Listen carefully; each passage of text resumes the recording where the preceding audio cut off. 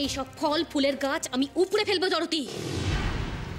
তবেই তো সবাই আপনাকে ভয় পাবে দেবী, আপনাকে স্মরণ করবে, ভক্তিও করবে। ভয় ভক্তি করবে জড়তি।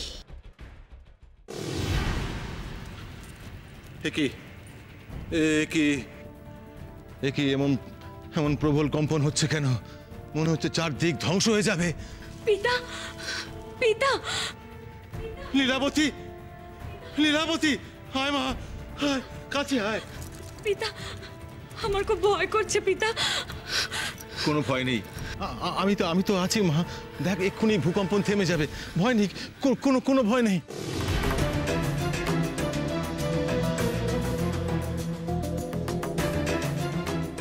সুধারা বড় কঠিন দায়িত্ব দিয়ে গেছে আমাকে। কিভাবে যে দুই কন্যাকে বড় করে তুললাম তা ঈশ্বরই জানেন।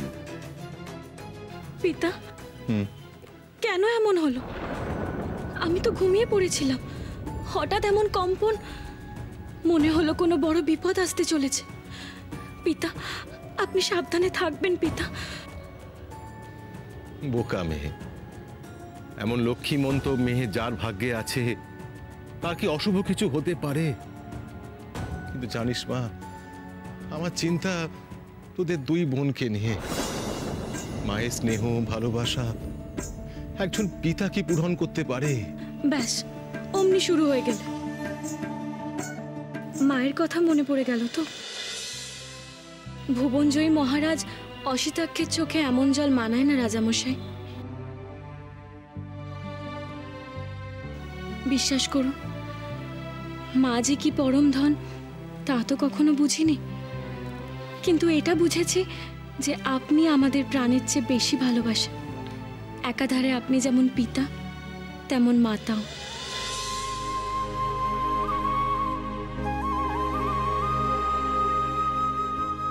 পিতা, আমার একটা প্রস্তাব ছিল। দিদিরও আমার সাথে এ বিষয়ে একই মত। কি প্রস্তাব? আমাদের গৃহে কোনো গৃহদেবতা নেই, আমি এখানে গৃহদেবীকে স্থাপনা করতে চাই। বেশ তো, এ তো অত্যন্ত মঙ্গলের কথা। তা কোন দেবী স্থাপনা করতে চাও ওই গৃহে? পিতা, আমরা মা লক্ষ্মীর পুজো করতে চাই।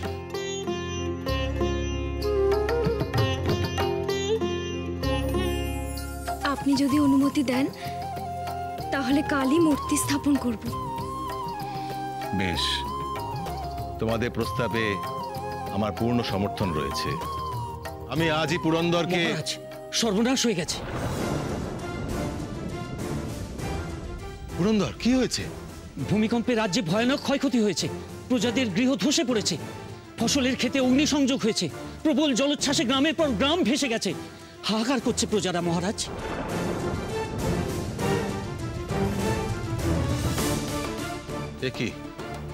এ কি তুমি বলছো পুরন্দর? চলো চলো, শীঘ্র চলো, আমাকে এক্ষুনি প্রজাদের পাশে দাঁড়াতে হবে। চলো, এসো।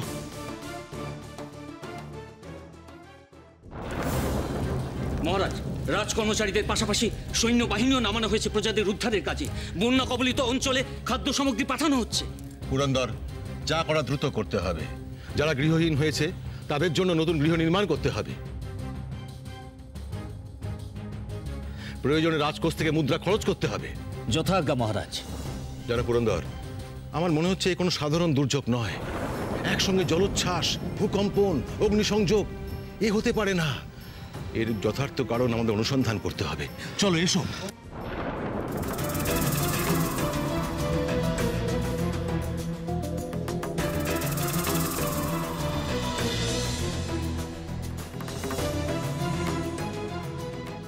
জয় হোক রাজা অসিতাক্ষের।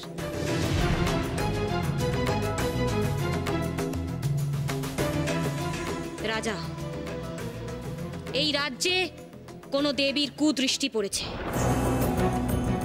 তাই চারিদিকে এত হাহাকার, এত ধ্বংস। আর সেই কুদৃষ্টি না বিদায় করলে এই রাজ্যে দুর্ভাগ্য বাস করবে।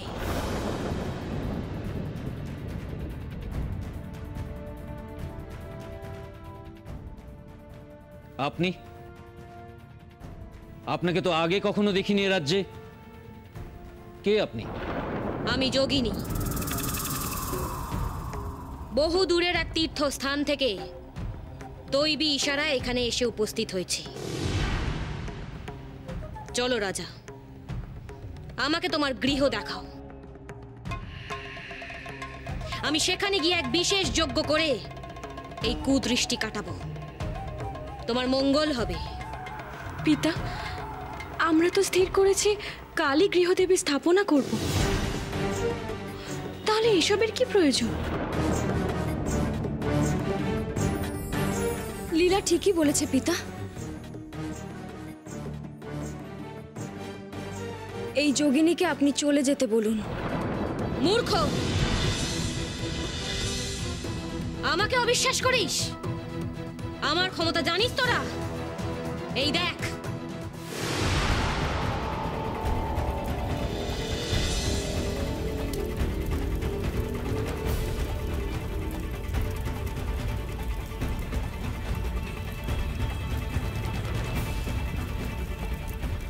আমাকে অমান্য করার অর্থ সর্বনাশ, মহা সর্বনাশ। দেবী, দেবী আপনি প্রসন্ন হন। আমার সঙ্গে রাজগৃহে চলুন, সেখানে আপনি যা সাধনা করতে চাইবেন তাই করবেন।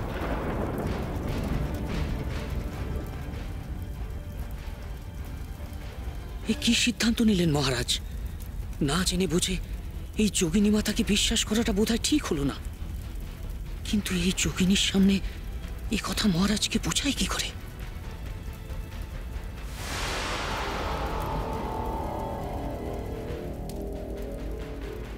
মাতা, মনে হচ্ছে আপনি একজন বড় সাধিকা। আমার এই দুঃসময়ে আপনার দর্শন পেয়ে আমি ধন্য হলাম। দেবী, আমার সঙ্গে আপনি আমার রাজগৃহে চলুন, সেখানে আপনার সেবা করে আমি ধন্য হব।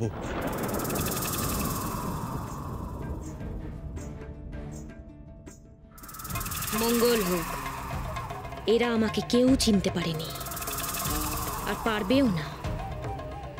মানব জন্ম নিয়ে সব স্মৃতি লুপ্ত হয়েছে এদের।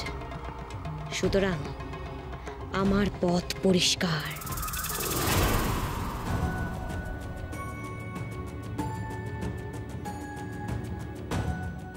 হে জগৎপালক, অলক্ষ্মী তার প্রথম পদক্ষেপে সফল হলো তো? হে বিরিঞ্চি দেব, সে তার কৌশলে অনেকটাই এগিয়ে গেল। হে নারায়ণ, অলক্ষ্মী এবার অসিতাক্ষর ওপর প্রভাব বিস্তারের প্রচেষ্টা চালাবে। কারণ মর্তলোকে অসিতাক্ষ অত্যন্ত বলশালী রাজা। অসিতাক্ষ যদি একবার অলক্ষ্মী পূজা আরম্ভ করে, তাহলে মর্তলোকে সবাই অলক্ষ্মীকে পূজা করবে, দেবী বলে মেনে নেবে। অসিতাক্ষর ওপর প্রভাব ফেলার পূর্বেই আমাদের অলক্ষ্মীকে রোধ করতে হবে। হে প্রজাপতি, কি করে করবেন হে নারায়ণ? কারণ সেখানে কোনো দৈব শক্তি প্রয়োগ করা যাবে না, কোনো দৈব নির্দেশও দেয়া যাবে না। মানবদের দ্বারাই এ কার্য করতে হবে। তাদের মধ্যে এমন কেউ নেই যে লীলাবতীকে পথ দেখাবে।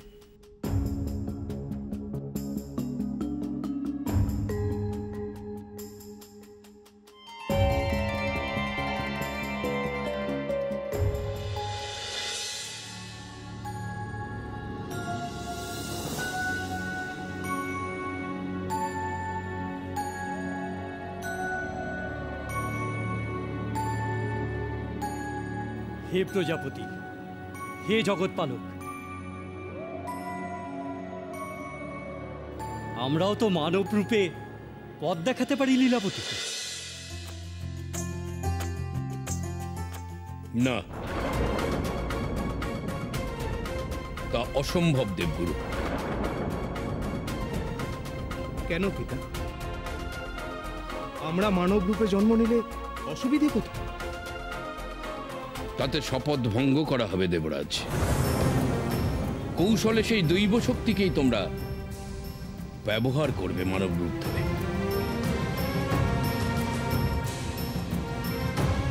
তা উচিত হবে না। তাহলে এখন উপায় কি হবে? দেবী অলক্ষিত তার দৈব শক্তি ব্যবহারের পূর্ণ সুযোগ পাচ্ছে। লীলাবতী তাহলে কি হবে? এত বড় অসম প্রতিযোগিতা হয়ে গেল হে জগৎপালক। এত হতাশ হওয়ার কিছু নেই দেবরাজ। শুভ শক্তি এত সহজে হার মানতে পারে না। লীলাবতীর ওপর আমার পূর্ণ আস্থা আছে।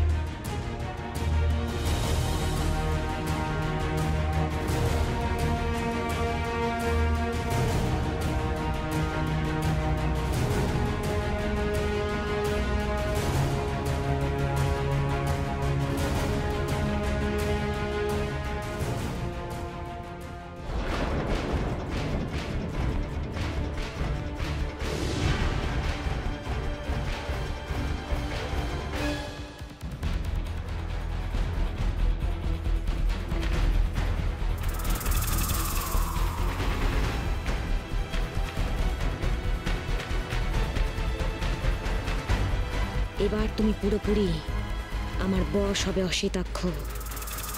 তোমাকে দিয়েই আমি আমার লক্ষ্য পূরণ করব। আমার পূজার সূচনা করবে তুমি, মহারাজ অশ্বিতাক্ষ। আমার এই যজ্ঞ শেষ না হওয়া পর্যন্ত তোমাকে এই স্থানে অবস্থান করতে হবে, কোথাও যেতে পারবে না, নচেত অনর্থ হবে।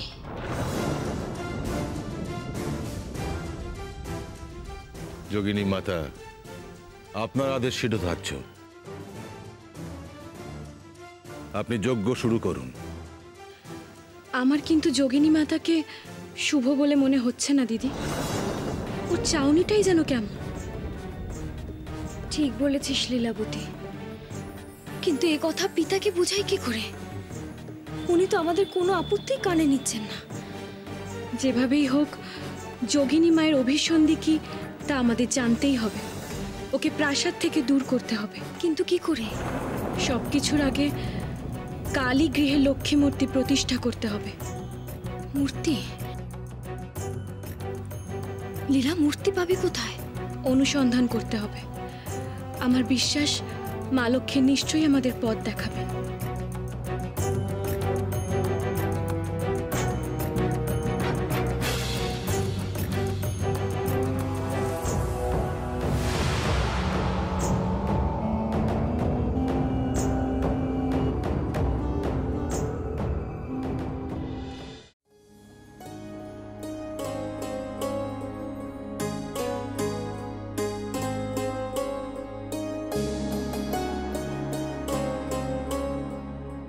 দেবী, মানবী রূপে তোমার সংগ্রাম শুরু হলো। প্রতিভঙ্গ ভয়ঙ্কর। অলক্ষী তার সমস্ত দৈবী শক্তি প্রয়োগ করছে তার নিজের সাহায্যার্থে। কিন্তু লীলাবতী, সে তো জানে না সে কে। তুমি রাজা অশ্বিতাক্ষর রাজ্যে শ্রী সৃষ্টি করতে চাইছো। এবার আমিও মানব রূপ ধারণ করব দেবী, তোমার সাহায্য করব, কিন্তু আমি আমার শপথ ভঙ্গ করব না। আমাকে অনুমতি দাও দেবী, আমি লীলাবতীকে দেখে আসি।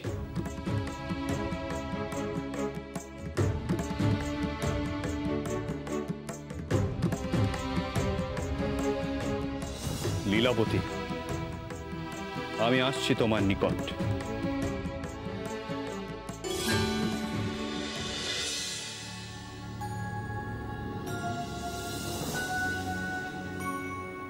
হঠাৎ যে কি হলো আমাদের এই রাজ্যে?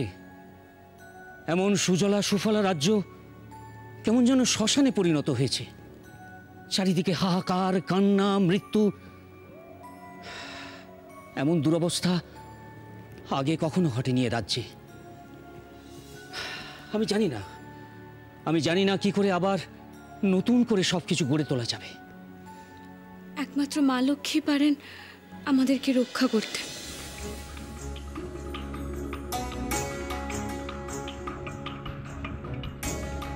একবার মা লক্ষ্মীকে রাজপ্রাসাদে প্রতিষ্ঠিত করি, তারপর সব ঠিক হয়ে যাবে। ওই যোগিনী তো সারা রাত ধরে কি সব যজ্ঞ করছিল। ওনাকে দেখলেই না আমার কেমন যেন ভয় লাগছে। ওই যোগিনী মায়ের তেজ বড্ড বেশি, কোনো কোমলতাই নেই ওনার মধ্যে। আমার জানি না কেন মনে হচ্ছে ওনার অন্য কোনো উদ্দেশ্য আছে। আমারও সেটাই মনে হয়েছে ছোট রাজকুমারী। গতকাল প্রাসাদে ফিরে আমি মহারাজকে এই কথাই বোঝানোর চেষ্টা করেছি, কিন্তু কোনো লাভ হয়নি। আসলে পিতা খুব ভয় পেয়ে গেছেন, প্রজাদের দুরবস্থায় দিশাহারা হয়েছে। আমি একবার মায়ের মূর্তি ঘরে নিয়ে আসি, তারপর পিতা ঠিক বুঝবেন। তাই যেন হয়, তাই যেন হয়। রক্ষে করো মা, রক্ষে করো। সব কিছু আগের মতো আবার ফিরিয়ে দাও। কিন্তু মন্ত্রীমশাই, মায়ের মূর্তির সন্ধান কোথায়? এখনো তো একজন শিল্পীকেও দেখলাম না। ঠিক বাবু, মা যদি আমাদের হাতে পুজো নিতে চান, তাহলে তিনি আমাদের মূর্তি জোগাড় করে দেবেন। চলুন।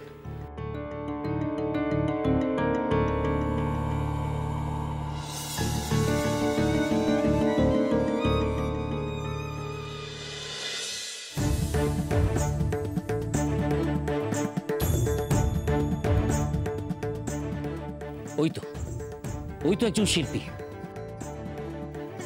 চলো ওর কাছে সন্ধান করি কোনো লক্ষ্মী মূর্তি আছে কিনা। এসো।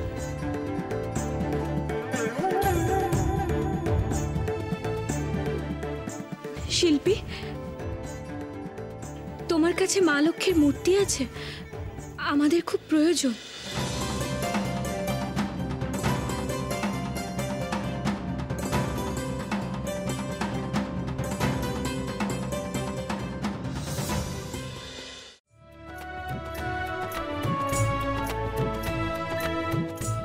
রাজকুমারী লীলাবতী, আজ কি সৌভাগ্য আমার। রাজকুমারী স্বয়ং এসেছেন আমার কাছে।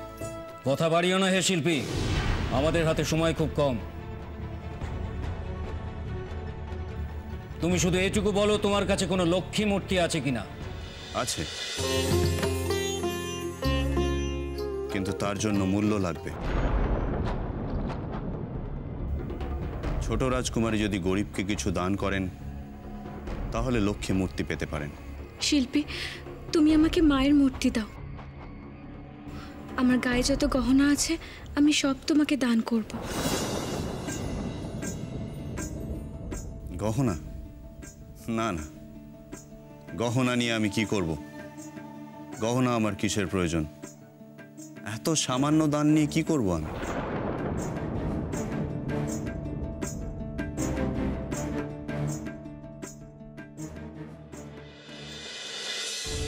এই নিন, নিয়ে যান মহালক্ষ্মীর মূর্তি। যথা সময়ে আমি এক বড় দান চেয়ে নেব। তুমি কার সঙ্গে রসিকতা করছো হে শিল্পী? তুমি জানো এর জন্য তোমার গর্দান যেতে পারে। ছোট রাজকুমারীর জন্য আমি আমার প্রাণও দিতে প্রস্তুত।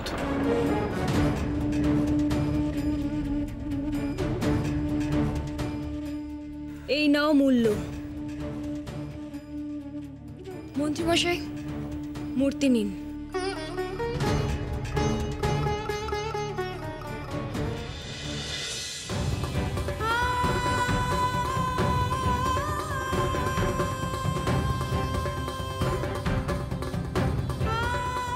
চলো রাজকুমারী,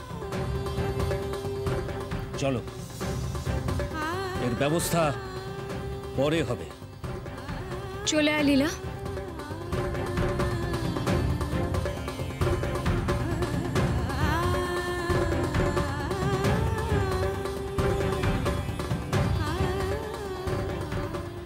চলো রাজকুমারী।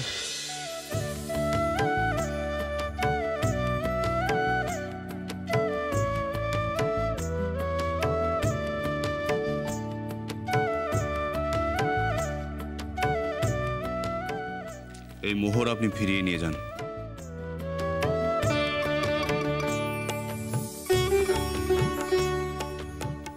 আমি লক্ষ্মীকে বেচি না, ওই মূর্তি আপনি এমনিই নিয়ে যান।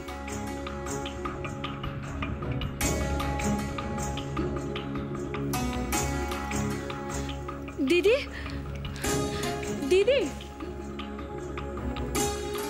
দিদি, এটা ওই শিল্পী ফিরিয়ে দিল, বলল